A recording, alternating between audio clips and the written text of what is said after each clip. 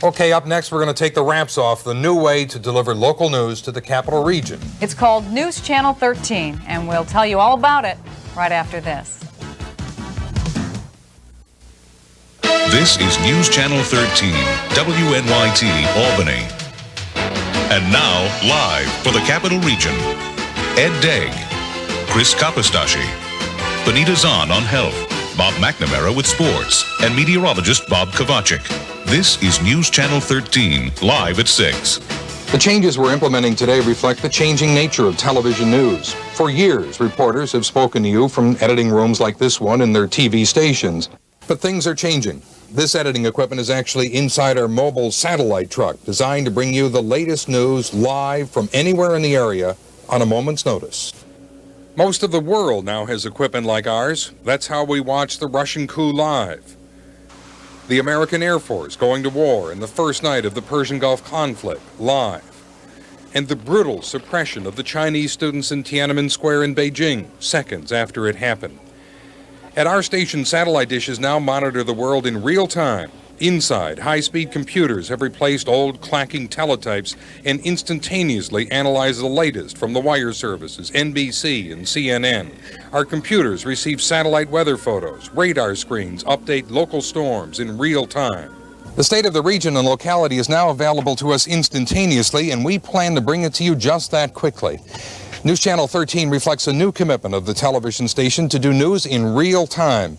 The size of the staff has doubled almost overnight. Our production and engineering departments have now become an integral part of the news operation. We're opening bureaus all across the area to support our live broadcasts.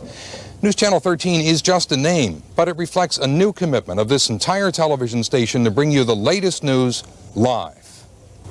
And there's a couple of specifics that I want to tell you about. One is that every night we'll be going to the operations center in the newsroom, and we'll be checking with our reporters and other staff members. We'll be constantly talking to local police agencies, sheriffs, the state police, to find out what the latest breaking information is for you.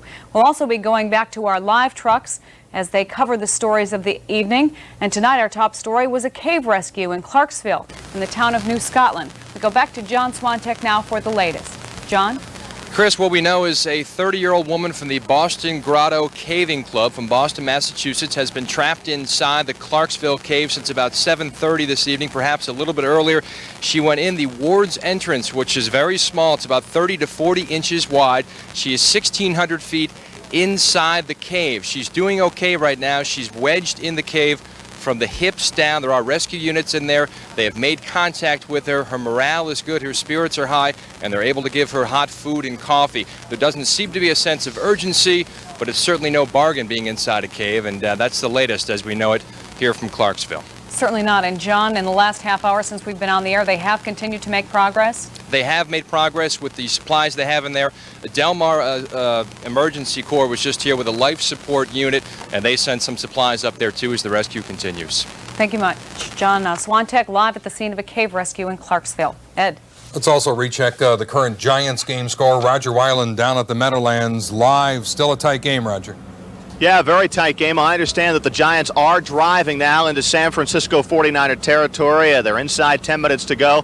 San Francisco has a 14-13 lead. It's a beautiful night here in the Meadowlands. It's nice to be a part of the opening act here on News Channel 13. And I tell you, we're going to hang out. We're going to get some interviews after the game, and we'll be back with the complete story tomorrow at 6 o'clock. Live from the Meadowlands, I'm Roger Wyland. Back to you guys. Okay, super. Thank you. Roger Weiland reporting from the Meadowlands. Bob Kovacic joins us now.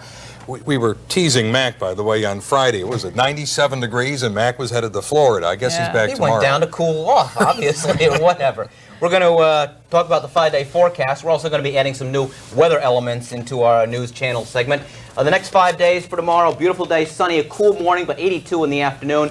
Wednesday, more humid, late showers, which end early Thursday, clearing up some pretty decent weather, dry and seasonably warm Friday and Saturday. We'll also be taking a look at some wake-up weather for you and other information that's important when you're ready to hop out of bed and go to work or school the next day. Any chance that there's strong high winds at the Meadowlands at this minute?